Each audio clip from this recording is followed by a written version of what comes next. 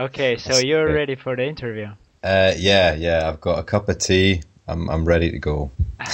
Hi, this is Rory from Member of the Wedding. You're listening to Music is Power podcast. We're a member of the wedding, and the next song up is a live acoustic version of our song New Century, and that's exclusive to the Music is Power podcast.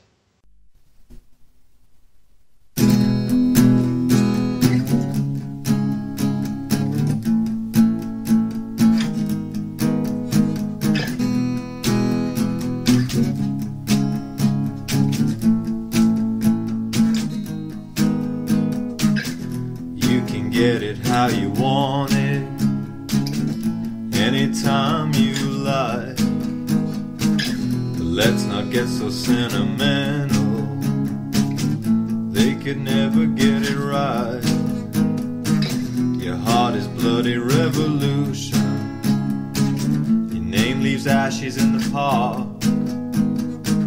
Your shoulders dancing like a hurricane, your mouth grinning in the dark.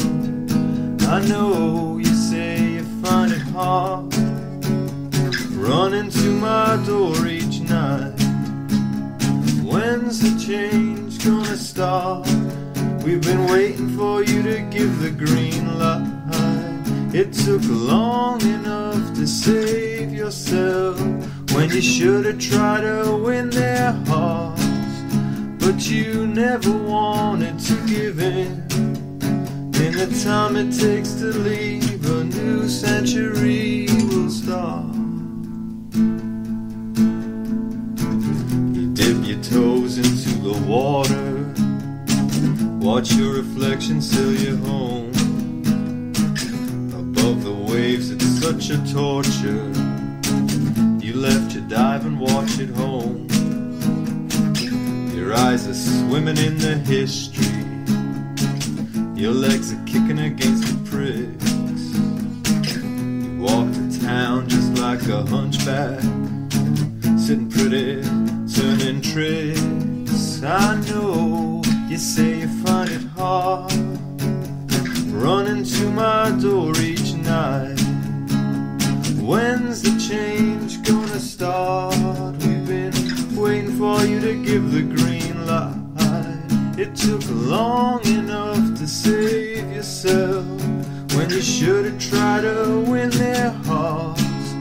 But you never wanted to give in, and in the time it takes to leave, a new century will start.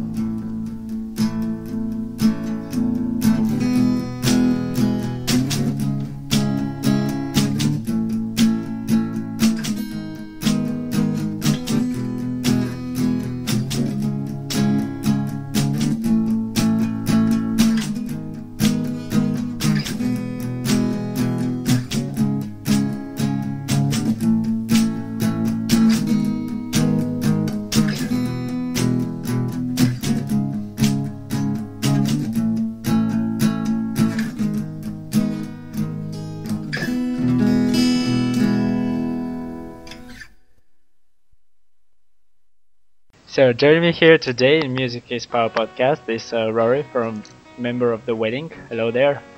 Hi, hello. How are you today? I'm good. Yeah, I'm a little tired, but I'm kind of waking up. Yes, just wanted to ask you the first question, as I'm asking every band to tell you the story. What's the story about your band? Oh, the story. How everything began.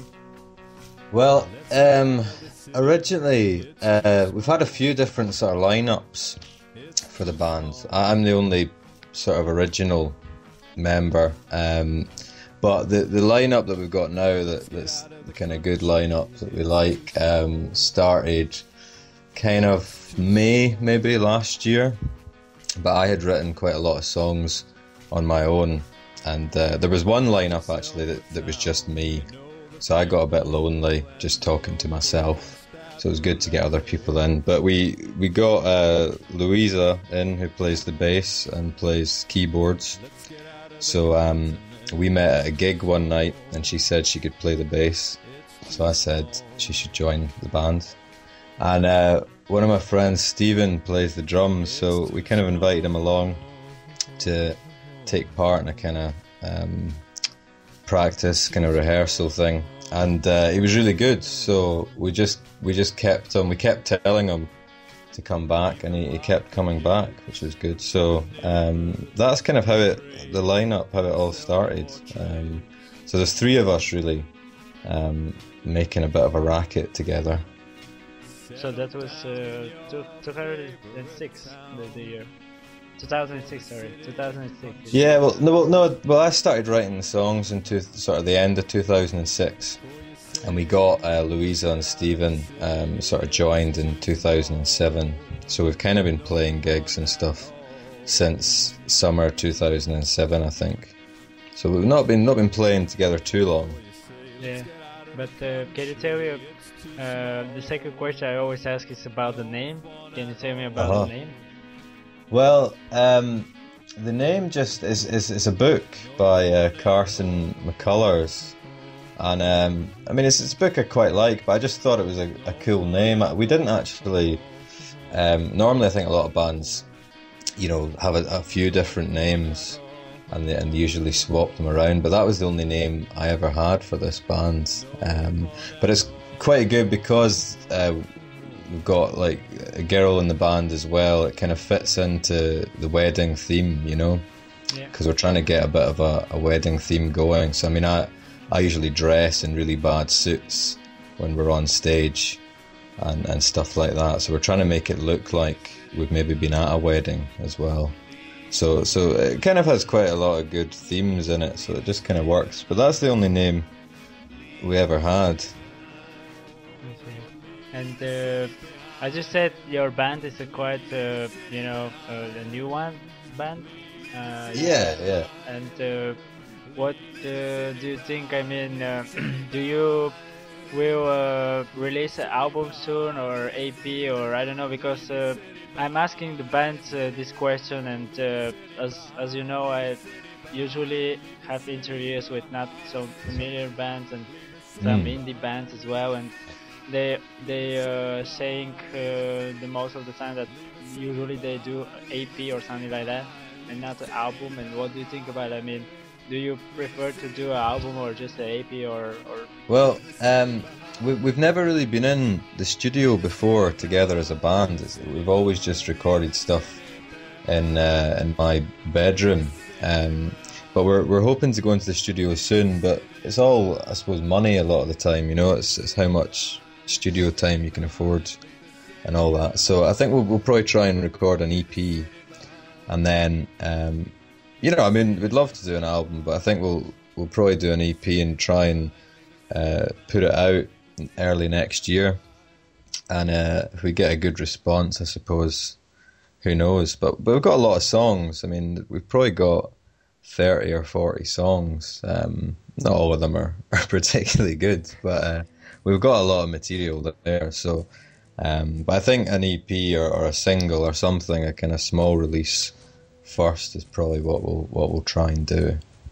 And you don't have a record label, and do you think in that way as well? Well, I mean, I think at the moment I quite like being quite kind of underground. But yeah, I think if we get a sort of EP recorded, then we I think a lot of record labels, it's a sort of dangerous game, I think, a little bit, because I think if you get onto a proper independent label that looks after you, it's really good. But I think there's a lot of kind of dodgy sort of major label people out there as well. So if we did go down that route, I'd want to stay quite independent and sort of out of the mainstream labels. But we haven't kind of got to that point yet.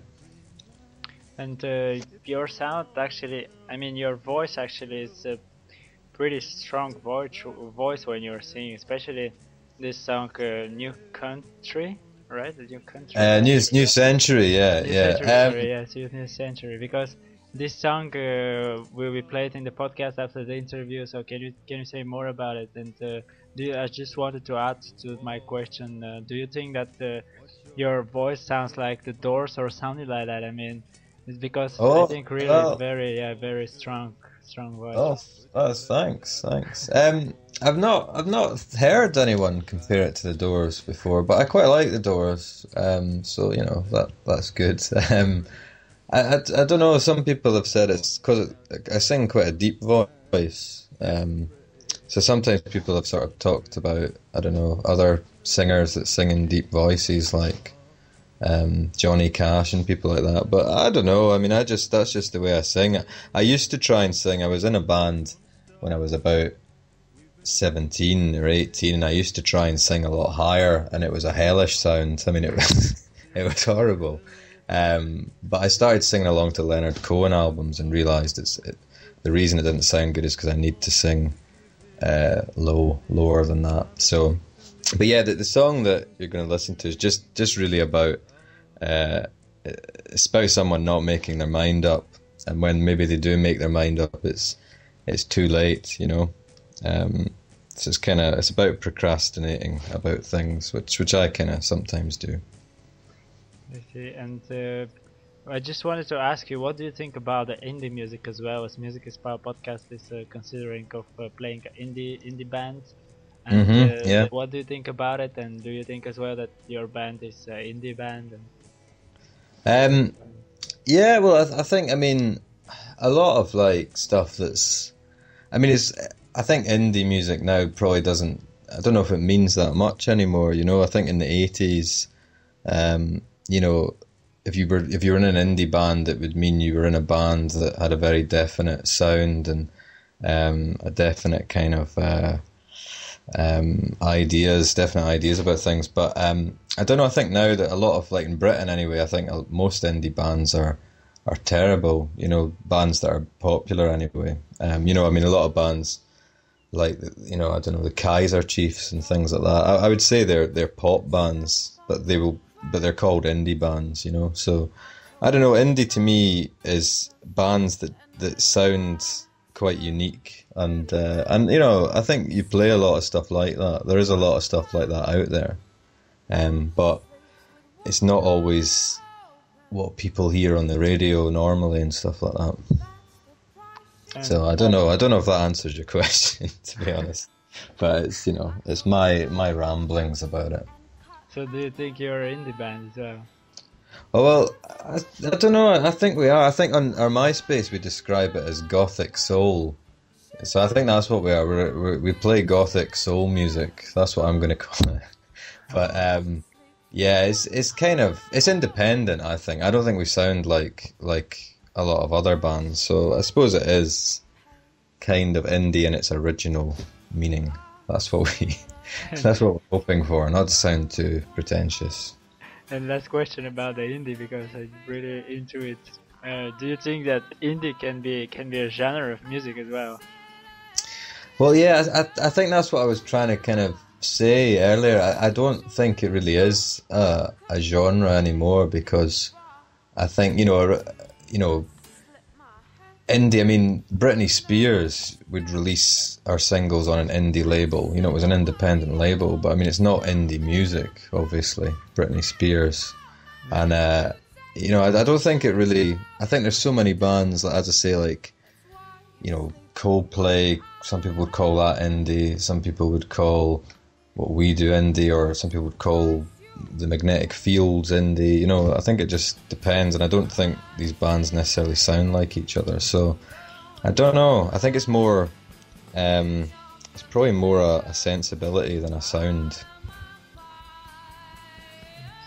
And there's some drawings as well in your MySpace website. Yeah. You have done them, or? Yeah. I draw as well. Yeah. So. You know, they're the best drawings I can do. You know, they're pretty good. Oh, thanks. I'm never sure about them, but you know, it's good. It's good that you like them. So I see the one is a member of the Wedding Live in concert in Pivo. Yeah, that's right. That's a pub in Glasgow that we're going to play soon. I mean, we're playing around Glasgow quite a lot. That's kind of where we're based. But, you know, hopefully we'll play in other towns and other cities as well.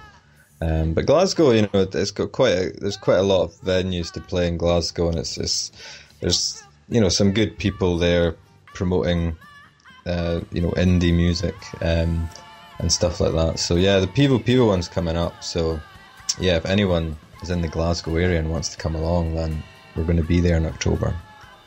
And the second song, the Music is Fun podcast will be played is "Leave the City Behind." Can you say why have you choose this song actually?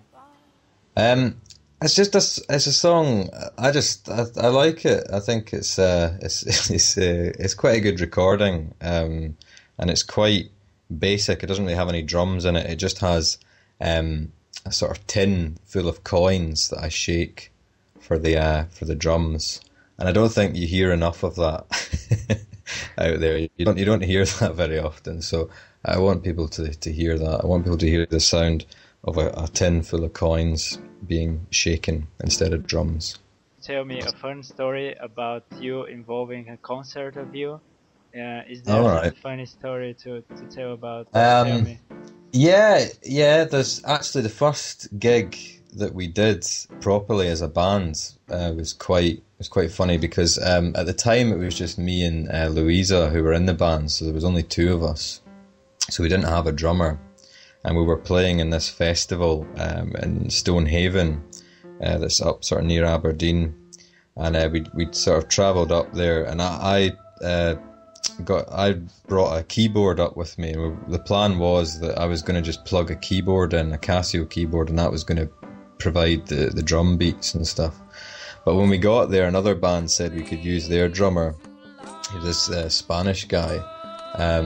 So we were supposed to be going on stage in about 10 minutes because I had only just got there in time to go on stage, and it's our first gig, remember, so we're very nervous, and the drummer came over, and we were in the car park beside this tent where the music was happening, and I had to teach him the songs, obviously, because we'd never met before, but I only had an electric guitar and I didn't have an amplifier, so I was playing the chords on the electric guitar, and obviously there's music booming out of this tent, so it's difficult to hear, and he is having to sort of bend over and put his ear next to the strings of my electric guitar to try and hear what I'm playing. And then about 5 minutes later, we all got up on stage and played together. So it actually went okay, but it was quite a funny sort of situation. And we had to always turn round and sort of shout out during the songs when he needed to stop playing and when he needed to start. But it worked quite well, But I probably wouldn't play gigs like that all the time. It's a bit nerve-wracking. Yes, that is good that you managed to get away from the situation. We got away with it. I don't think anyone noticed because if you play, that's the thing with indie music. If you play a little bit rough and it's a little bit off, then people just go along with it because it's indie, So we were pretending that we were creating a new sound, a new sound where sometimes the beat doesn't work and stuff. So yeah, we kind of we got away with it. Great. And talking about your gigs, can you tell me your upcoming gigs as well, so if the listeners in Glasgow can go to your gigs? Well, we're playing. We're doing a couple of songs. We're not really doing a gig, but we're going to sing a couple of songs in the 13th Note at the end of August as part of End of the Month Club.